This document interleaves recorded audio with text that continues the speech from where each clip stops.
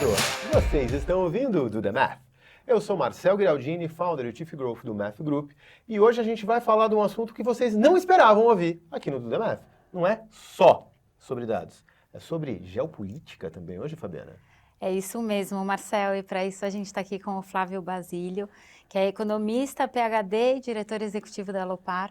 Flávio, um prazer te receber aqui no Do The Math. Não, o prazer é todo meu e muito obrigado pelo convite. Olha, a gente está, assim, todo mundo muito animado para começar esse papo. E a gente vai abordar tantos temas diferentes que a gente até agora não falou, unindo inteligência artificial com geopolítica, que antes disso eu gostaria que você contasse um pouco da sua jornada, porque ela é bastante diversificada e vale a pena para a gente começar. Bom, eu acho que eu tenho uma carreira bem heterodoxa. Os caminhos que eu escolhi são caminhos, digamos assim, não muito usuais. Eu sou economista, tenho mestrado e doutorado em economia e tive sempre uma visão de que precisava conciliar a parte acadêmica com a parte profissional. Em algum momento isso ficou mais claro, mas eu cheguei a pensar muito fortemente também para a parte acadêmica. Então eu fui professor da Universidade de Brasília, concursado da Universidade de Brasília, mas ao mesmo tempo fui concursado do Banco do Brasil. Então eu misturava as duas coisas. Tive que pedir licença e interesse do banco para fazer o doutorado, então já foi uma primeira escolha muito complexa, imagina. Eu tive que abandonar uma carreira que já vinha caminhando, já vinha dando resultado, para fazer opção acadêmica e nesse momento eu não tinha...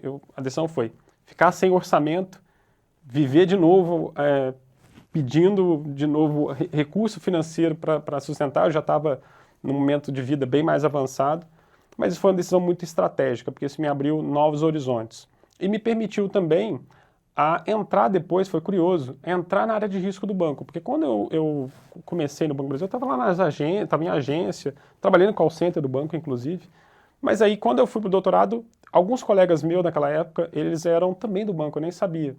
E aí eu abri a oportunidade de ir para a área de risco. Eles precisavam de gente que entendia de modelagem, que entendia de estatística, que entendia de econometria. E aí caiu como uma luva para mim. Então, eu continuei, concluí o doutorado, e entrei na área de risco do banco, onde eu trabalhei com tudo que você possa imaginar, desde o cargo de júnior até sair de lá para ir para o governo. Então, eu trabalhei com risco de mercado, crédito, operacional, trabalhei muito forte com modelagem, e aí, as coisas que acontecem na vida, né, lá no banco, eu acabei conhecendo a minha atual esposa, e aí a gente acabou tendo um conflito, ou eu ficava no banco, ou abria uma possibilidade. Nós estávamos na mesma área na época. E aí veio essa possibilidade, o governo convidou algumas pessoas do banco para participarem de discussões que estavam acontecendo na época relacionadas à Basileia, à parte capital. E aí eu fui para o governo, fui trabalhar no governo. Inicialmente eu fui para o Ministério da Fazenda, então trabalhei no gabinete do ministro, trabalhei na parte de assessoria econômica, principalmente na parte de crédito, de regulação bancária. Dali uma coisa vai puxando a outra, fui para a área internacional do Ministério da Fazenda. E aí eu fui representante do Brasil no G20, representante do Brasil no Financial Stability Board, trabalhei muito com a parte de infraestrutura também, na parte de modelagem, debênture de infraestrutura, e aí apareceu também um convite para eu ser secretário no Ministério do Planejamento, na área internacional. Então fui para trabalhar no Ministério do Planejamento, lá a responsabilidade era a CAMEX, que é a Câmara de Comércio Exterior, a parte de financiamento internacional, a parte toda também de investimentos internacionais, então fiquei lá no Ministério do Planejamento. E aí teve mais uma decisão importante. Você vê que às vezes a gente tem relações e que elas vão fazer conexões 10 anos depois. Uhum. Eu tinha conhecido o ministro Jungmann, na época deputado. Ele tinha, na época, por uma questão de um projeto que a gente fez lá entre a Universidade de Brasília e a Universidade de Pernambuco, eu o conheci. E depois ele virou ministro da Defesa e ele me convida. Você vê, 10 anos depois ele me convidou para ser secretário no Ministério da Defesa. Eu falei, mas eu sou economista, eu vou trabalhar no Ministério da Defesa. E foi uma experiência fantástica, talvez uma das melhores experiências que eu já tive. E lá, então, eu assumi a Secretaria de Produtos de Defesa, uma secretaria gigantesca, e que ela cuida de toda a base industrial. Então, a gente fala de submarino, a gente vai falar do Gripen, a gente vai falar todos os projetos estratégicos e também da regulação da indústria. Então, da indústria a gente tem desde uma Embraer até fábrica de armamentos, fábrica de mísseis, fragatas, blindados e assim por diante. Então, lá talvez, olha que coisa curiosa, eu trabalhei nas duas secretarias internacionais, Planejamento e Fazenda, mas onde eu tive mais inserção internacional, mais representatividade e eu vi o papel estratégico, que aqui no Brasil às vezes tem miopia, tem uma visão um pouco estratégica da defesa, foi a área internacional que eu tive mais contato foi durante a defesa. Então, as portas que me foram abertas na defesa, eu não tinha essas mesmas portas abertas pelo planejamento e pela fazenda. E aí eu vou te dar um exemplo. Emirados Árabes. A gente ia discutir, por exemplo, a parte de defesa, isso envolvia, na época, a segurança alimentar. Então, defesa para ele, segurança alimentar é um ponto importante. Então, toda a parte de agricultura, de comércio, que possa envolver acordos, passava ali pela defesa, porque isso é um ponto importante. A gente ia falar de tecnologia, transferência de tecnologia, ter acesso a algumas coisas que não pareciam tão óbvias, também foi na área de defesa. Vou dar um exemplo aqui para a gente entender. GPS. Todo mundo acha que hoje você vai operando, sai para qualquer lugar, seja qualquer aplicativo, Waze, Google Maps, você vai ter um GPS. Mas o Brasil não tem acesso ao GPS militar. Até hoje. Por quê? Porque isso é uma restrição do Departamento de Justiça americano, uma restrição chamada restrição AITAR, e que nos impede de ter esse tipo de acesso à tecnologia. Então a gente vai falar fibra de carbono. O Brasil usa fibra de carbono hoje, por exemplo, para construir vários equipamentos industriais, dentre eles está lá no submarino nuclear. Aquela fibra de carbono com aquela especificidade, o Brasil não consegue importar. Ou a gente produz, ou a gente está fora do jogo. E aí a gente pode falar de semicondutores, a gente pode falar de várias tecnologias. Então tem uma lista enorme de produtos em que tem restrição. Então a gente acha que vale o livre mercado. Eu, economista, sempre essa era a visão que nós tínhamos. Então é o livre mercado que vale? Não para a defesa e não para a tecnologia. Quando a gente vai falar de tecnologia, não necessariamente é livre mercado. Vou dar mais um exemplo. Computador quântico. Você acha que você vai conseguir comprar? Não vai. Provavelmente não. Não vai. Então isso é uma tipo, então não está no mercado. E aí passei então esse período fantástico na defesa, ajudei a colocar a defesa na Camex, a ter uma pauta importante estratégica de offset de tecnologia, desenvolvemos lá as fragatas que estão saindo agora. Então vários projetos estratégicos, depois a gente pode abordar. E aí teve aquela intervenção no Rio de Janeiro, o ministro Júlio me chamado para assumir como ministro extraordinário da Segurança Pública, e logo eu ajudo ele a construir, a estruturar o ministério, e durante a greve dos caminhoneiros, o general Santos Cruz era o secretário de Segurança Pública, secretário nacional de Segurança Pública na época, ele sai, e o ministro Júlio falou, você que vai assumir. Então o economista assume a Secretaria Nacional de Segurança Pública. Então, tudo que diz respeito a coordenações das polícias no Brasil, mais o comando da Força Nacional, durante a greve dos caminhoneiros, eu que assumi esse desafio. E ali foi um desafio gigantesco. Para simplificar o ponto, muitos podem falar assim, o que o economista foi fazer lá? Grande parte da experiência de gestão de risco que eu trouxe lá foi a gestão que eu tinha de gestão de risco do Banco do Brasil. Isso ajudou demais, gestão de liquidez, a forma que a gente colocava, ajudou também a fazer a gestão de risco. E talvez lá seja pessoalmente a realização mais importante que eu tive até hoje na minha carreira. Foi lá quando nós instituímos a Lei 13756. Se vocês forem pegar aqui que a Lei 13756, ela institui o Fundo Nacional de Segurança Pública e ela reestrutura todas as loterias e as bets, nem existia bets naquele momento, reestrutura tudo e monta esse fundo. Então hoje, quando a gente aposta na Mega Sena, na Loto Fácil, ou mesmo nas bets, uma parte desse recurso vai para um fundo, que é o Fundo Nacional de Segurança Pública, e esse fundo hoje é que abastece todas as polícias no Brasil inteiro. Então eu vou fazer uma pergunta para vocês vão rodar o Brasil inteiro. Vocês não vão achar mais viaturas velhas, vocês vão achar viaturas novas, vocês não vão ver policiais hoje sem colete, bem uniformizados. Por quê? Porque a gente garante um recurso perene. A Constituição não dá recurso para a segurança pública.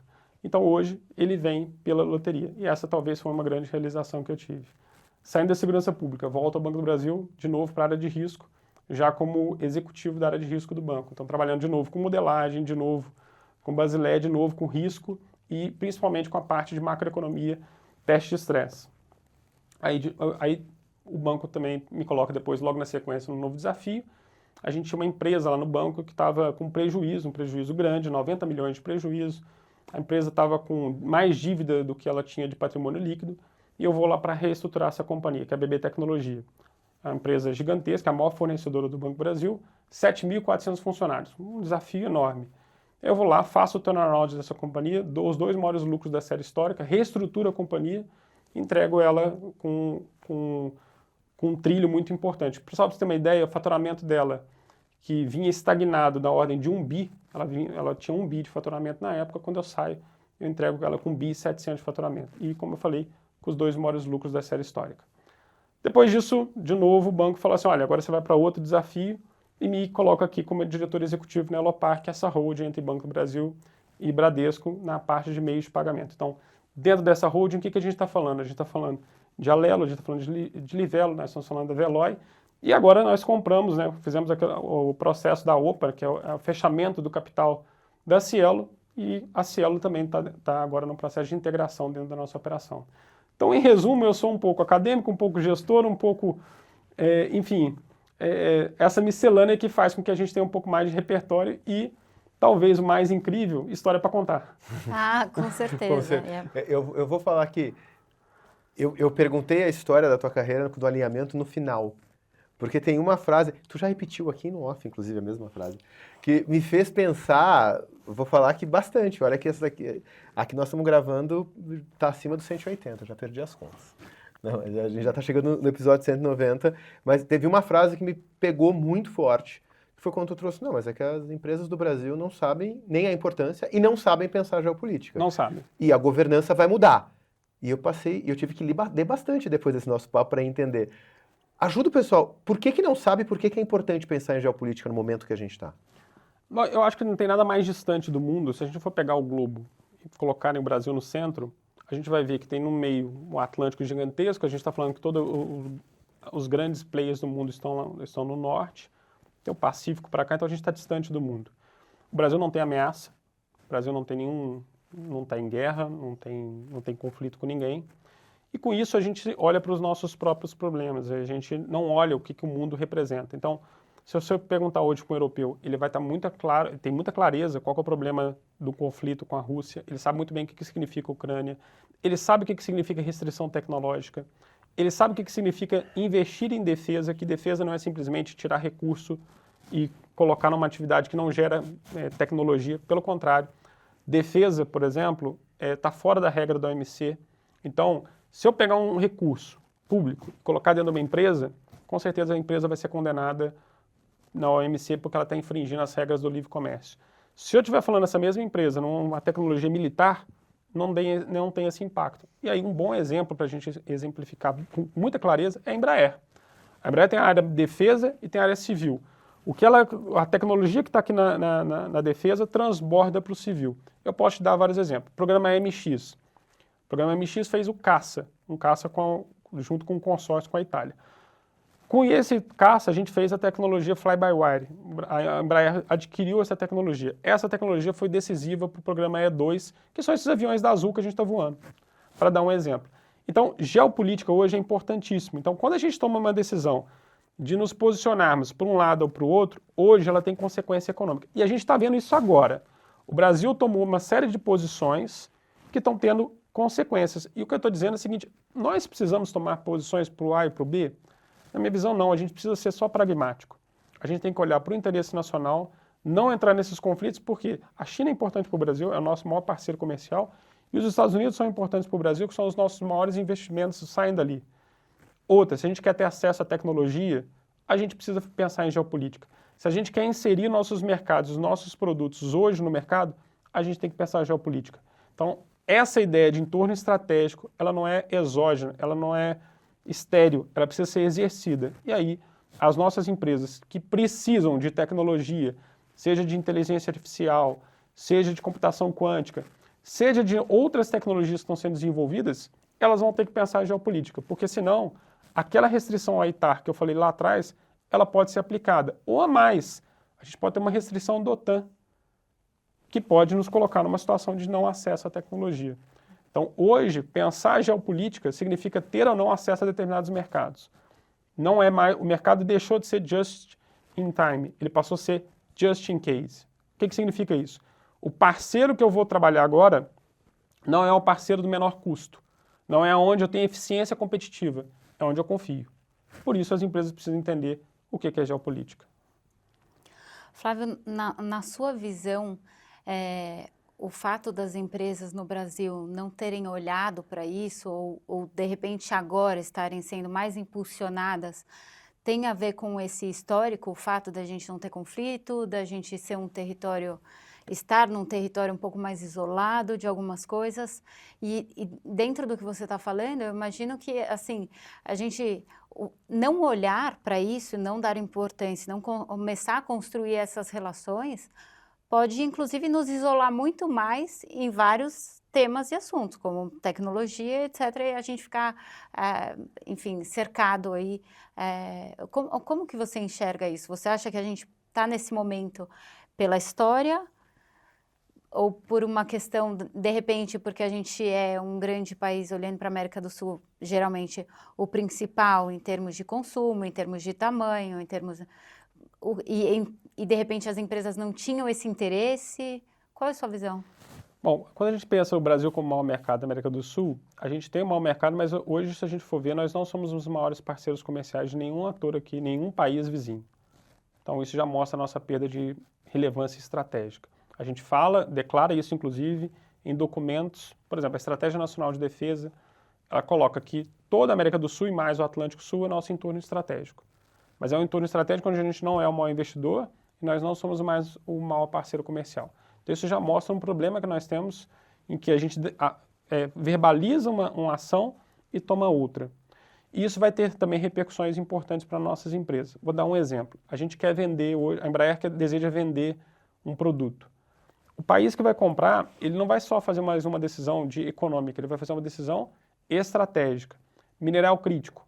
A gente está vendo aqui agora, o Brasil é um player relevante no mineral crítico. Se a gente for falar em transformação energética, economia de baixo carbono, economia verde, não existe economia de baixo carbono sem mineração.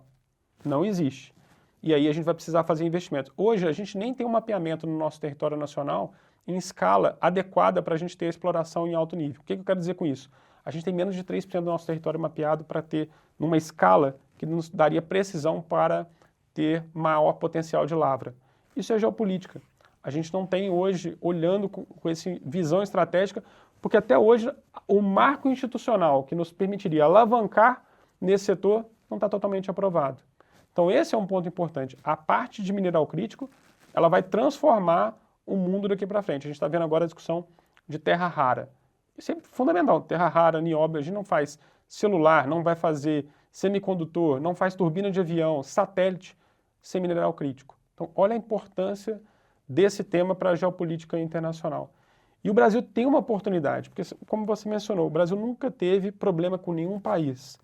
E a melhor é que assim seja, que a gente seja um país neutro, em que a gente tenha a capacidade de articular e conversar com todos os atores, fazendo valer os nossos interesses. E aí, o melhor, vamos valer os nossos interesses, não vamos entrar em discussão ideológica, porque quem ganha com isso é só quem está num dos polos.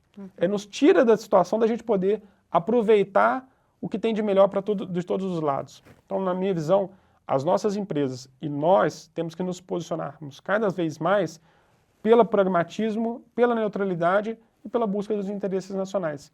E as empresas têm um papel, porque as empresas, quando elas verbalizam e entendem isso, elas fazem com que esses posicionamentos se transbordem para todas as nossas atividades, seja por uma decisão política, seja por uma decisão estratégica, seja por um posicionamento que a gente adota em determinados organismos internacionais. Então isso é super importante. E o Brasil tem uma janela de oportunidade, ele precisa saber aproveitá-la. A gente tem um outro tabuleiro de jogo. Não vou entrar agora aqui na teoria nem do coração da terra, lá do Land Heart, ou do mar, mas assim, já tem gente falando que o espaço já foi e o novo plano de jogo está sendo na AI, quando a gente está falando de modelo geopolítico. Quando a gente olha para o que a gente tem hoje disponível quanto à infraestrutura e quem está liderando, a gente está falando das Big Tech americanas, cada uma com o seu modelo, cada uma com uma capacidade de processamento diferente da outra, mas todos modelos proprietários. Uma única que tem um modelo que ele é quase open. Se a gente falar que o Llama é open, tem muita gente aqui nos comentários que vão depois me bater, porque não é bem open, tem coisa que está fechada, e é verdade. Os chineses foram para o outro lado. né? Então fica cada semana, eu não sei quando você está vendo isso, depende de quanto for, você pode falar que o projeto Moonshot é o maior, que o Grok já passou, ou que de repente agora o DeepSeek passou, porque cada um está indo e os chineses no modelo open source também brigando por fora, tentando numa visão mais que quando a gente está falando da revolução do mobile, os Estados Unidos brigou dos dois lados do jogo. Ele brigou com o modelo fechado da Apple e da Microsoft e o modelo aberto, muito mais liderado por Linux e Google.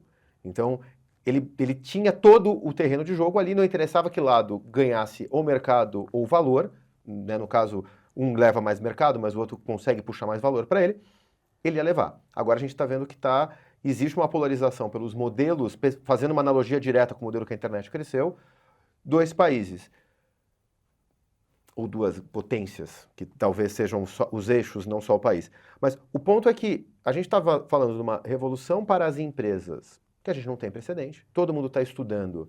Se a gente pega do Harari no Nexus, ao The Coming Wave, que é o livro feito lá quase que dentro dos fundadores da OpenAI, olham para o mesmo elemento, a gente não tem, é o maior ponto de inflexão na história da produtividade, então a gente não tem um paralelo para olhar, é um novo campo de jogo, só que agora os players não estão debaixo do mesmo estado nessa competição.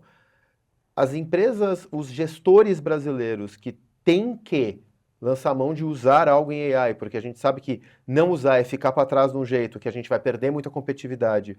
Você entende que a gente está pronto, ou que a gente está se preocupando em como a gente vai alocar os nossos ativos de inteligência, entendendo também que ao alocar mais num modelo contra o outro, eu posso estar ajudando mais uma potência versus a outra?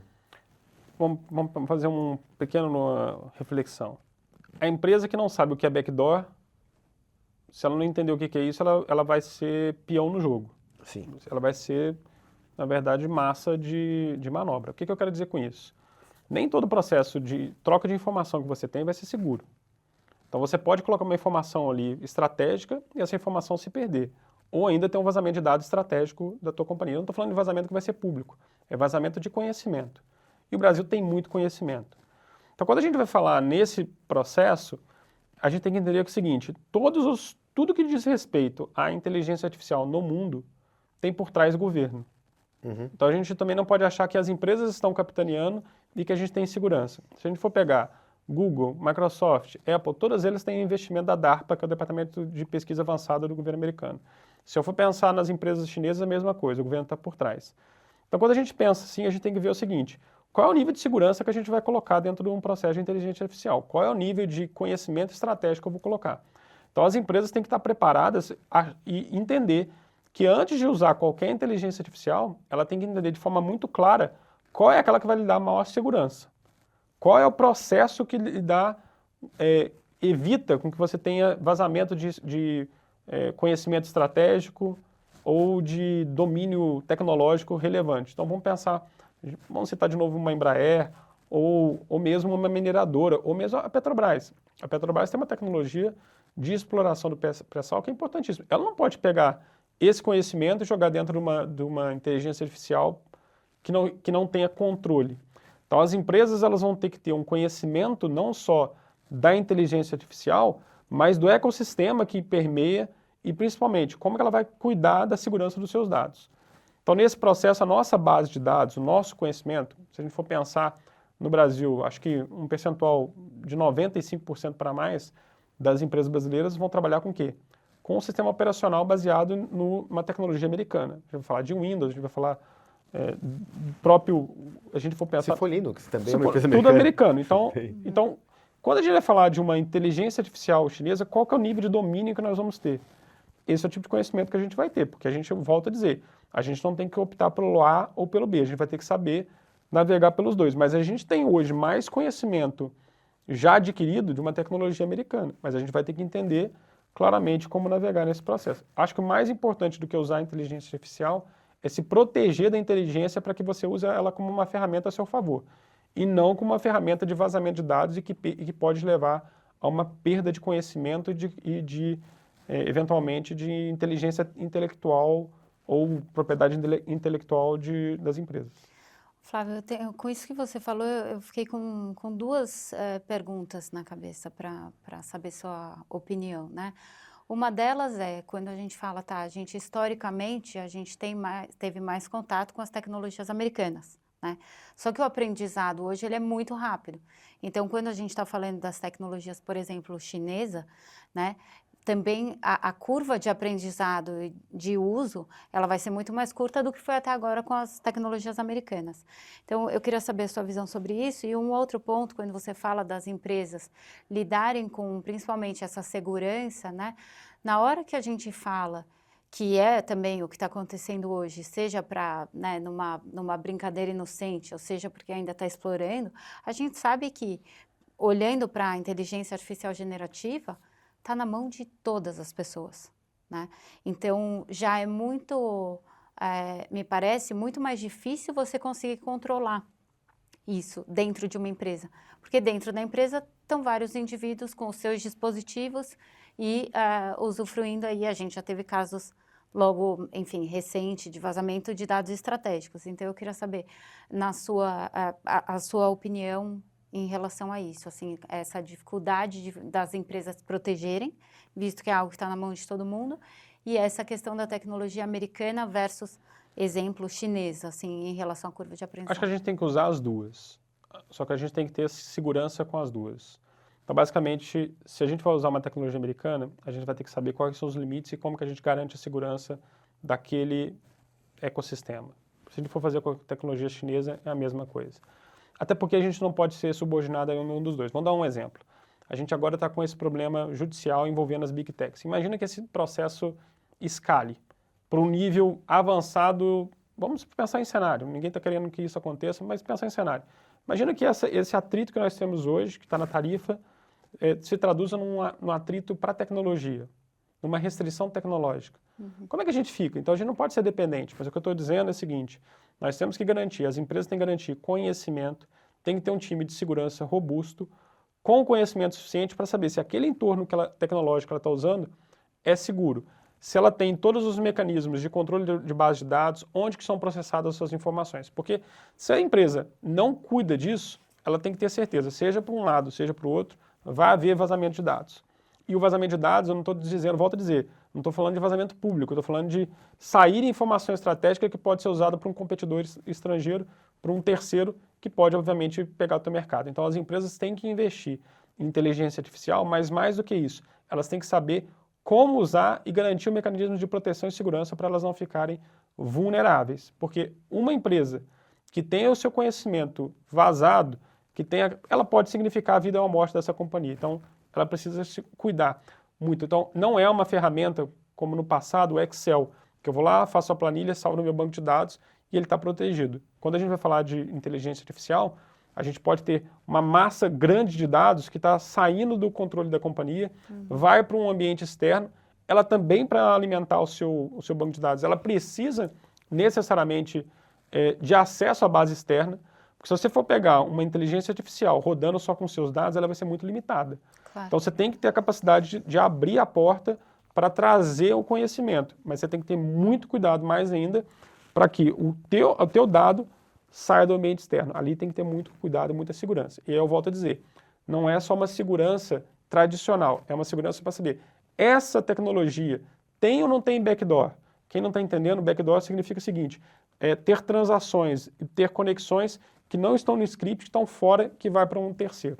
Isso é mais comum do que parece. Então, se a gente for ver dentro do ambiente militar, tecnologias com backdoor são várias. Então, ali também é um outro campo que a gente tem que tomar muito cuidado. Do jeito que você desenhou a explicação até agora, e talvez meu insight não faça sentido, mas eu fiquei pensando porque a gente não era essa potência agrícola antes da Embrapa. A Embrapa faz coisas que... Não, o Brasil nunca vai ser um grande produtor de soja. A Embrapa foi lá e transformou. Sim. Então, foi uma criação de novo conhecimento orquestrado por vários players, mas orquestrado pelo Estado. cada empresa hoje tem o seu plano de continuidade de negócio. Quando a gente traz para o mercado de informação, vou colocar informação e dado, não só a IA como player do jogo. Ela tem ali o seu plano de continuidade de negócio, mas ele não está desenhado numa estratégia de a segurança alimentar ou a segurança da continuidade nacional do negócio. Na tua visão, falta algum orquestrador para que tanto as empresas, né, tanto os players privados quanto o governo consigam orquestrar junto e falar, olha, se tudo mais der errado, este é o nosso plano de como o Brasil continua competitivo. E se falta, você acha que existe um caminho para que isso aconteça? Bom, o Brasil, na minha visão, carece de planejamento estratégico de longo prazo. Isso é uma questão histórica nossa, não é de agora, é histórico. Quais são as tecnologias que nós estamos investindo? A gente está falando, eu acabei de falar aqui, mineral crítico.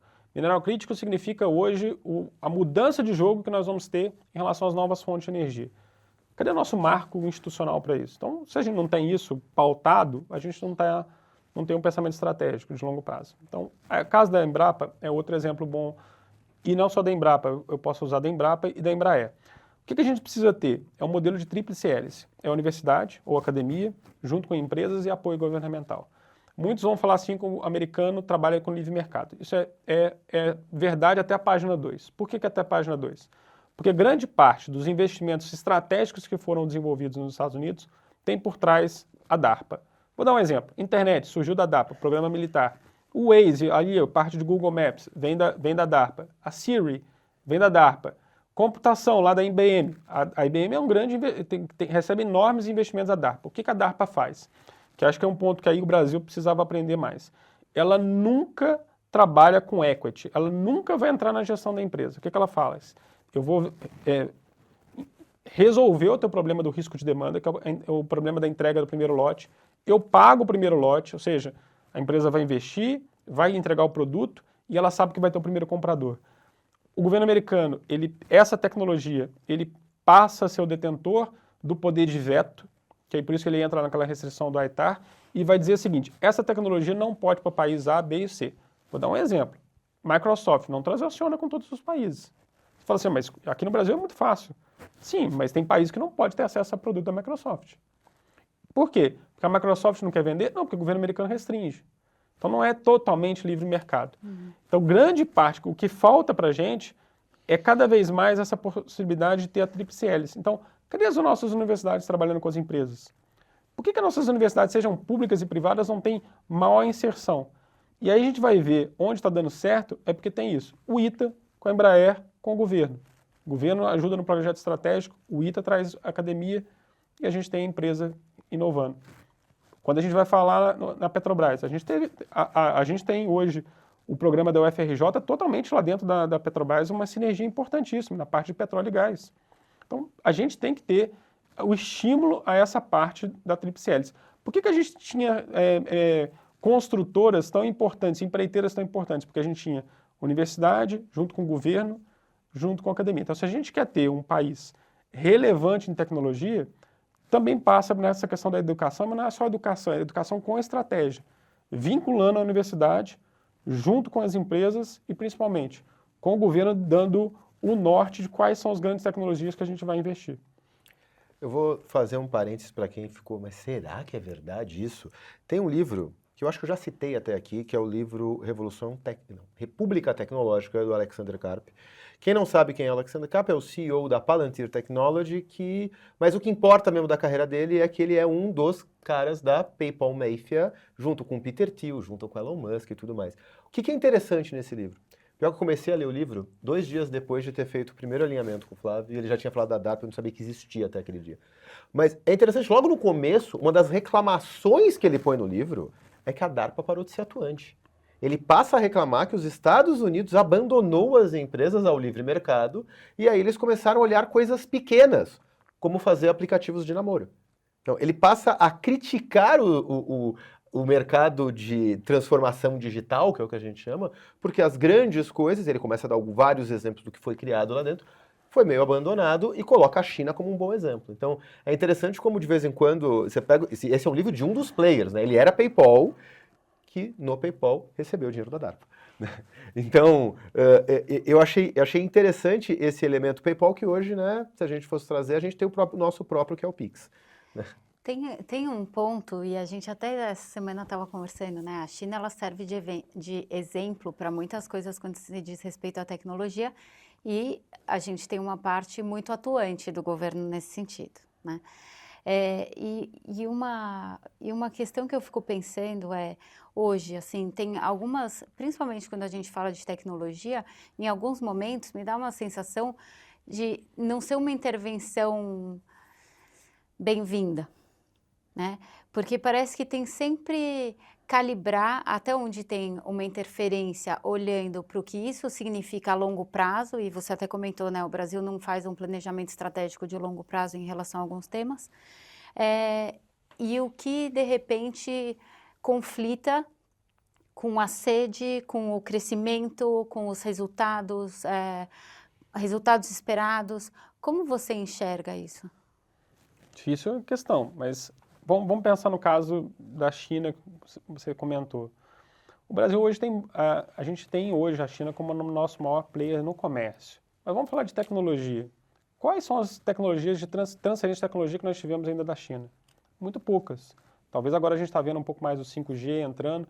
O que o Brasil precisa fazer é o seguinte, é ser pragmático, é buscar na parceria com a China não apenas o comércio, mas a transferência tecnológica. Fazer a mesma coisa com a Europa, fazer a mesma coisa com os Estados Unidos. É o quê? É a gente ter essa capacidade de coordenação, que eu acho que esse é um ponto importante, coordenação, para que a partir dessa coordenação a gente consiga ter benefícios para as nossas companhias e para acesso à tecnologia. Então eu não acho que a gente tem que ser antagônico de absolutamente ninguém. Se a gente tiver que ser antagônico de algo, que seja antagônico de princípios, mas não de A ou B. A gente não tem que tomar lado, porque isso é muito ruim, você vai contra a nossa tradição. Nossa tradição é uma tradição de ser pacífico, de ser bem relacionado com o mundo inteiro, e isso é um ativo do Brasil. Então acho que o Brasil tem que explorar isso, e se a gente for ver os novos desafios que estão colocando, seja tecnológicos, seja transição energética, tudo isso está inserido dentro do contexto em que o Brasil é player relevante. A gente não pode deixar de sê-lo. Nós temos que aproveitar essa pauta de sermos atores relevantes e fazer isso valer a partir dos nossos interesses e abrir mercados para nossas empresas e também buscar tecnologias para nossas empresas, seja de onde for. E para o Flávio executivo, quando a gente olha esse ambiente, que ele está caótico e muito mais complexo e com uma necessidade de entendimento dessas tecnologias emergentes diferentes, como é que você está pensando em formar os teus pilotos e não só os usuários disso no dia a dia? Quais são as tuas principais preocupações quando tu fala, cara, eu preciso formar um time que consiga pensar assim? O que é esse assim? Acho que a gente tem que ser capaz de olhar o que está vindo. Tá. Então, fazer cenários eu acho que é muito importante. E nesse ponto, é bom, os nossos gestores eles têm que ter repertório. Acho que eles têm que ter passado por muitas situações e tem que ser capaz de resolver problemas. Acho que talvez a melhor forma de um gestor não é simplesmente se ele é bem formado ou se ele passou por um cargo importante, é mais do que isso. E também não é só a experiência, porque às vezes ele pode ter uma experiência importante no setor, então não quer dizer que ele não seja capaz de se adaptar. Acho que o bom gestor ele tem que ser capaz de resolver problemas e de adaptar. Então, o que eu olho hoje? O meu time, ou os times que a gente trabalha, ou pensando no profissional, não esquece, vamos pensar o seguinte, o que um bom profissional hoje precisa ter? Capacidade de resolver problemas e de se adaptar. Acho que esse é o nosso mercado, porque tudo vai estar mudando muito. Então, você consegue se adaptar? Então, acho que essas são as duas variáveis mais importantes. E eu queria explorar isso um pouquinho, porque quando a gente fala de resolver problemas, tem uma parte até de uma primeira identificação do problema, né? Agora, depois eu vou buscar para colocar o link, tem um vídeo, e me fugiu o nome da pessoa que fala, que ele quase faz uma receita de bolo, sabe? Do que é você olhar para resolver problema. Porque muitas empresas perdem muito tempo discutindo o que seriam possíveis soluções sem identificar exatamente o problema, e sem isso você não chega a lugar nenhum. Ou tentando identificar qual foi o culpado, né? Ou o que ocasionou aquilo. Então ele dá um pouco de uma receita de bolo de você está falando de resolução de problema, então entenda o problema, E aí, em cima disso, que esse problema tem que ser claro para todo mundo, depois você vai identificar possíveis soluções para aquilo, identificar quem são os responsáveis, executar e depois monitorar para ver se isso de fato deu certo. E você falou um ponto que é ter uma visão, olhar para frente para ver o que vem. Só que a gente está num momento que isso é muito difícil de pensar, né? Com tudo que está surgindo, dá às vezes uma sensação, daqui 5 anos ninguém sabe. Só que você falou, construir cenários, né? Qual a importância disso neste momento e ao mesmo tempo que me parece que é muito mais desafiador do que há 5 anos atrás? Isso é muito difícil, mas eu acho que além de colocar tudo isso que você mencionou, a gente tem que sempre fazer a pergunta, e se? E se? E se isso acontecer? E aí, eu acho que a gente tem um desafio, porque quando olhamos, por exemplo, na Europa, nos Estados Unidos isso ainda é mais forte. A gente tem muitos think tanks, muitas instituições que pensam, muitas empresas de consultoria que apoiam o negócio. Então, essa ideia de pensar e debater está muito presente. Aqui no Brasil tem muito menos. Então, talvez aqui a gente já tenha um campo novo e importante para novos atores, que é para ajudar as companhias a estruturarem pensamentos. O que está acontecendo? O que está acontecendo na geopolítica? Quais são as tecnologias? Essa ideia do think tank, essa ideia de ter, e aí talvez até a universidade, de forma mais pragmática, olhando o futuro, olhando e sendo um centro de debate de grandes questões, poderiam ajudar mais as empresas. Isso ajuda também nessa ideia de resolver problema ou de olhar cenário. É na medida que você tem o debate é que você consegue formular o cenário, porque você não vai simplesmente, hoje eu vou acordar e vou fazer um cenário. Você tem que ter o quê? Você tem que ter repertório, você tem que ter conhecimento, você tem que ter vivência. Acho que esse é um ponto que a gente precisa evoluir mais, inclusive para apoiar as empresas. Ter mais atores e profissionais que conseguem dentro dessa pluralidade, interpretarem mais o cenário internacional, olharem o que está acontecendo e ajudar as empresas a pensar nesses cenários e formular as perguntas e se isso acontecer, o que vai gerar de resultado e assim estruturar. E a parte de adaptação, na sua visão, ela tem a ver com, de repente, ser o oposto a uma rigidez, uma adaptação no sentido de que as coisas vão mudar e você precisa ter essa adaptabilidade, essa disposição a fazer os ajustes necessários, porque isso também me parece que tem algumas empresas, principalmente quando a gente fala, que elas são pouco flexíveis. Como que você enxerga? Você acha que é algo que, assim, as empresas que não tiverem essa flexibilidade daqui para frente, porque isso já aconteceu na história, não é só daqui para frente, né? A gente pega, vou dar um exemplo, Kodak, né? É o exemplo clássico que se fala muito. Puxa, eles tinham na mão muitas coisas, eles foram o primeiro a criar a câmera digital, né? Só que depois eles falavam, não, mas a maior parte do income ali da empresa vem dos rolos de filme, vem de não sei o que lá, né? Então a gente não vai apostar nisso, ou seja, eles não toparam naquele momento, enfim, fazer essa mudança, né?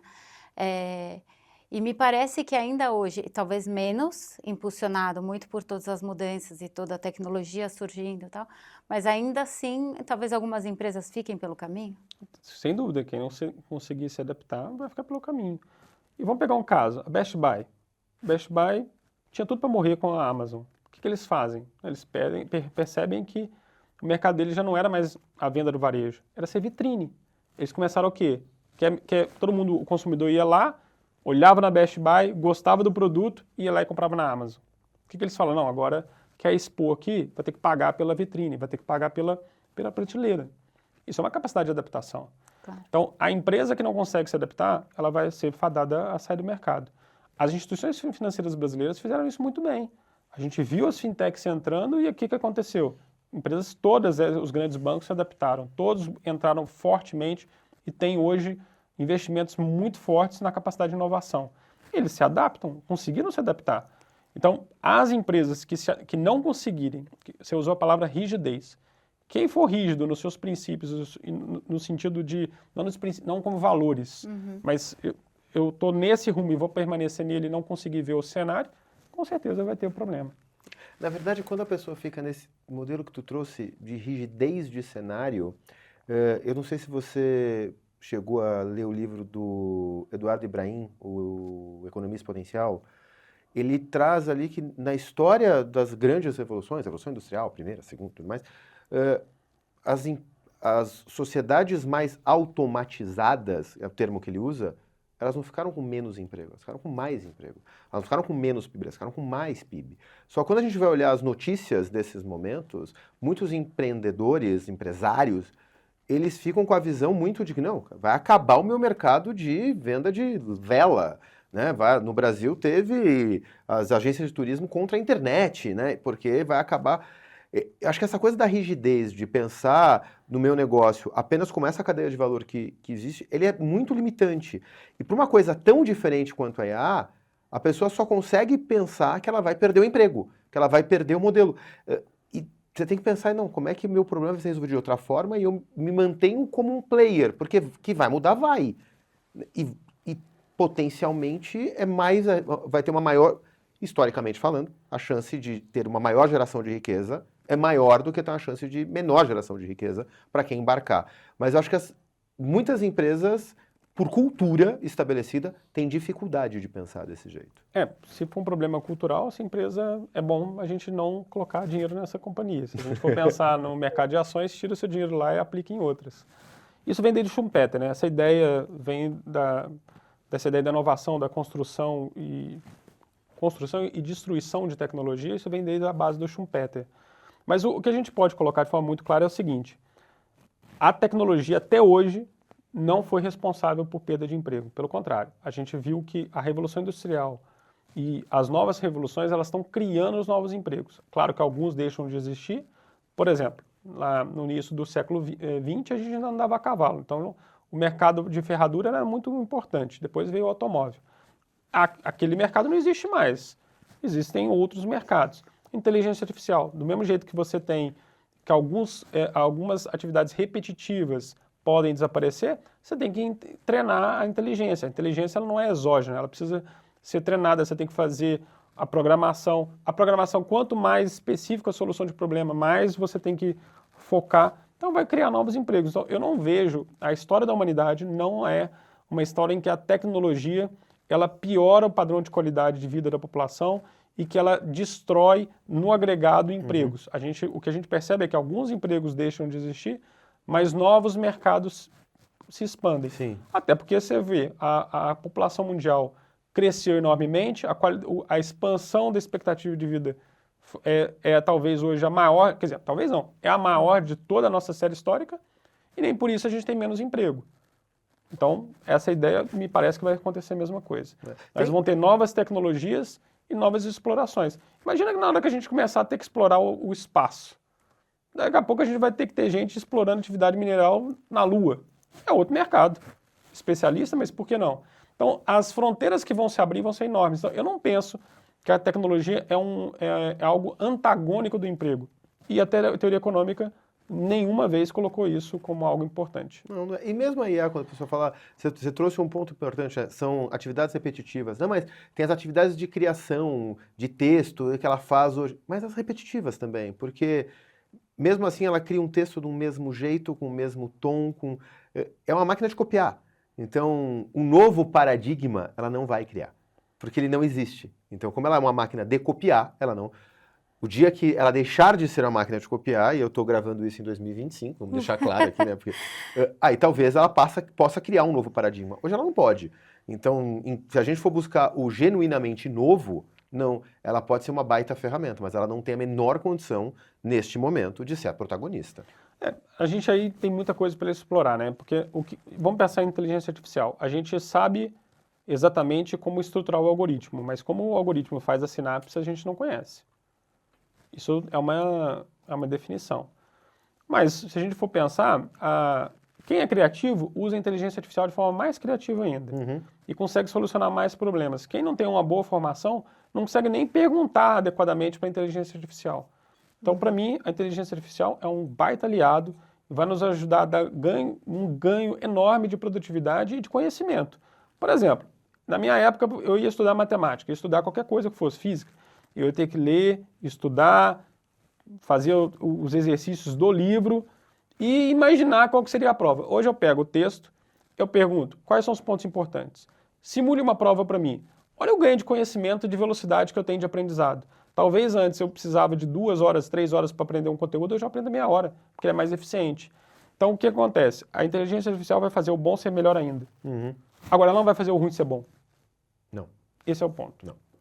Só tu trouxe um ponto bem importante, né? A União Europeia, todo mundo fala que regula mais o que faz, mas agora, no finalzinho de julho, de 24, acho que de julho, ela colocou algo para ser assinado em agosto de 2025, lembrando onde a gente está, sobre exatamente isso, que é conseguir ter o log de como foi feito o raciocínio. Porque a depender do tipo de uso que você vai dar, importa muito o processo que levou aquele resultado e não só o resultado. E eu li o coisa, eu achei bastante interessante. Eu quero ver quais são as empresas que vão realmente conseguir implementar, mas eles estão indo para esse lado. E tá, como é que ela fez a sinapse? Porque importa tanto quanto o resultado final. E a União Europeia tem que pensar mais o seguinte, ela precisa desenvolver sua própria capacidade de inteligência artificial. E o Brasil também, porque a gente hoje está falando de tecnologia, cadê a nossa? Então, de novo, a gente está dependente de tecnologias exógenas. Sim. Você dá tempo agora de mais uma? Tá por você. Tá, vou fazer mais uma, porque esse papo tá muito bom e a gente foge um pouco da pauta aqui do que era. Mas você deu o exemplo ali dos bancos, né? Quando a gente olha para o mercado financeiro, que vieram as fintechs e fizeram uma movimentação muito grande. Mas isso também foi muito impulsionado pelos órgãos, né? Quando a gente olha... E teve uma parte que os grandes bancos tradicionais tiveram que fazer, sim ou sim, porque eles foram obrigados. Como você vê esses papéis olhando para outros setores, assim? Porque se isso não está na pauta de outros setores, talvez seja mais difícil impulsionar, fazendo esse paralelo com o mercado financeiro, não? Olha, o teu exemplo é perfeito. Olha o que o setor público, o Banco Central fez na transformação do nosso mercado financeiro. Foi importantíssimo. O protagonismo do Banco Central para colocar o PIX, para modelar e abrir o mercado foi essencial. Vamos olhar agora na mineração. A gente poderia hoje... quantas empresas nós temos hoje na Bolsa de Valores relacionadas à mineração no Brasil? 2, 3? No Canadá tem mais de 40. Vamos pensar no agronegócio que você comentou agora há pouco. O Brasil fala assim, olha, não vou fazer exploração do NPK, né, nitrogênio, fosfato e cálcio, e é importantíssimo para a nossa agricultura, porque aqui está na Amazônia, está em terra indígena. A gente importa do Canadá de terra indígena. Então, assim, não é que a gente precisa degradar, não é isso. Não dá para fazer um processo em que a gente olha o impacto ambiental, faz a compensação, gera benefício para os atores e gera menor dependência de tecnologia para o Brasil. Então, quando a gente pensa, o setor público, ele é um protagonista. Se a gente for pensar o que ele pode ser transformador para as diversas atividades, isso pode ser tanto um sinal de sucesso ou de menos sucesso. Então, alguns exemplos a gente pode colocar em vários setores, ou seja, tudo que diz respeito a investimento de longo prazo, a gente precisa de segurança regulatória, a gente precisa de segurança jurídica. E quando a gente vai falar de segurança jurídica e segurança regulatória, não tem como falar sem o papel do governo. Claro. Olha, daria para a gente emendar em mais um, Daria sabemos. para fazer outro programa. Mas a gente precisa encerrar. Então, Flávio, eu queria te agradecer muito por ter vindo aqui no Do The Math. Eu tenho certeza que foi um papo muito inspirador para todos que nos ouviram. Quem quiser continuar ouvindo, sabendo o que tu produz de conhecimento, qual é o canal, rede, como é que te acham? Eu falo muito pouco, assim, no mercado. Talvez aqui de novo, de repente, ou em outros episódios. Como a gente falou de tantos aspectos, né, e por ter posições, às vezes, eu só falo isso mais no ambiente acadêmico. Então, eu falo muito pouco, mas talvez seja... Talvez no LinkedIn. Talvez seja uma hora de Eu assino pensar. nossa newsletter, quando ele estiver aqui de novo, a gente avisa com antecedência que é o LinkedIn, talvez. Tá bom, perfeito. Obrigado. Mas muito obrigado, de verdade. Para quem está ouvindo, é impossível você não ter saído daqui com os 30 insights, isso você ouviu rápido. Impossível.